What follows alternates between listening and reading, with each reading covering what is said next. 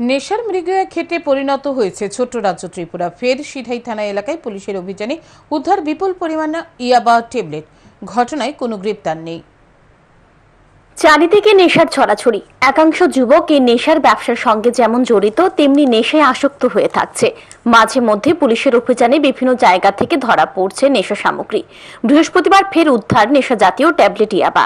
এদিন গোপন খবরের ভিত্তিতে মোহনপুরের মহকুমা পুলিশ আধিকারিক বিজয় সেবের নেতৃত্বে সিধাই থানা সুন্দরটিল্লা ফাঁড়ির পুলিশ সিমনার ব্রহ্মকুণ্ড গ্রামের কুখ্যাত নেশা কারবারি রূপক ভট্টাচার্যের বাড়িতে অভিযান চালায়। পুলিশ তার বাড়ির একটি ঘরের ভেতরে তল্লাশি চালিয়ে পান নেশার 20 পাউচ ইয়াবা ট্যাবলেট বাজেয়াপ্ত করে, যার বাজার মূল্য প্রায় 20 লাখ টাকা হবে বলে জানান মহকুমা পুলিশ আধিকারিক। তবে অভিযুক্ত নেশা কারবারি পালিয়ে যায়।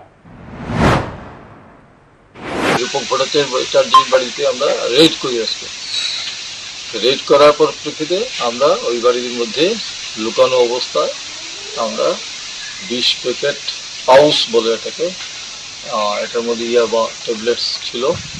সর্বমোট এগুলি 4000-এর মতো আমরা রিকভারি করতে পেরেছি, যেগুলি বাজার মূল্য অনুমানিক 15-20 লাখ টাকার মতো হবে অনুমানিক। পুলিশ বাড়ির মালিকের বিরুদ্ধে এনডিপিএস ধারায় মামলা নিয়েছে। Bureau report, news today.